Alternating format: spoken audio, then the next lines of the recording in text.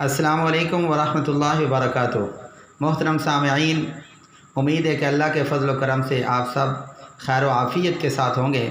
پہلی نشست میں ہم نے نماز حنفی کے پہلے 4 کلموں کی تصحیح کی تھی اور ان کے وقوف کو اچھی طرح ادا کرنے کی کوشش کی تھی۔ امید ہے کہ آپ سب نے اچھی طرح یاد کر لیے ہوں گے۔ آگے سبق شروع کرنے سے پہلے آپ سے التماس ہے کہ میرے چینل کو سبسکرائب کریں، لائک کریں، شیئر کریں اور کمنٹس باکس میں اپنے خیالات کا اظہار ضرور فرمائیں۔ اللہم لک الحمد کما ینبغی لجلال وجہک وعظیم سلطانک، اللہم صلی علی محمد کلما ذکرہ الذاکرون وصلی علی محمد کلما غفل عن ذکرہ الغافلون۔ جی سبق شروع کرتے ہیں۔ 5واں کلمہ سید الاستغفار۔ بعض بچے جب سبق سنانے آتے ہیں تو بچے پڑھتے ہیں سید الاستغفار، تو یہاں پہ ہم نے حمزہ کے نیچے بھی اور تا کے نیچے زیر دینی ہے۔ کلمہ کا نام کیا لینا ہے؟ 5واں کلمہ سید الاستغفار، استغفار۔ جی آگے شروع کرتے ہیں۔ اللہم انت ربی لا الہ الا انت خلقتنی۔ جہاں پہ نقطے لگائیں یہاں پہ غنہ ہوگا اور اسی طرح یہاں پہ اخفاء ہوگا۔ یہ مد ہے، اس کو تھوڑا سا لمبا کرنا ہے، یہ بھی مد جائز ہے، ان کو تھوڑا تھوڑا لمبا کرنا ہے۔ اللہم انت ربی لا الہ الا انت خلقتنی وانا عبدک وانا علی عہدک ووعدک ما استطعت۔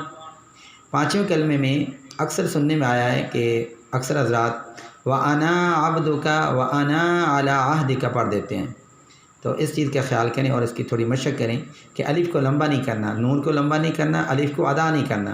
وَأَنَا عَبْدُكَ وَأَنَا عَلَىٰ عَهْدِكَ وَوَعْدِكَ مَا اسْتَطَعْتُ أَعُوذُ بِكَ مِن شَرِّ مَا صَنَعْتُ أَبُوءُ لَكَ بِنِعْمَتِكَ عَلَيَّ وَأَبُوءُ بِذَنبِي۔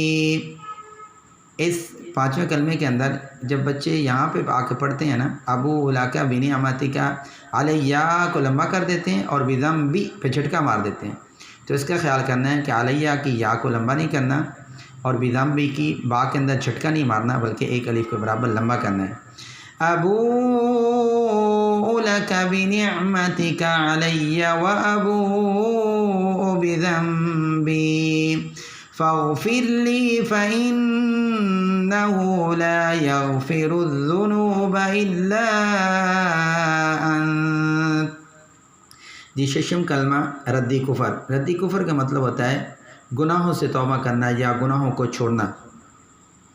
اللہم انی اعوذ بک من ان اشرک بک شیئا وانا اعلم به واستغفرک لما لا اعلم به تبت عنه وتبرأت من الكفر والشرك والكذب والغيبة والبدعة والنميمة والفواحش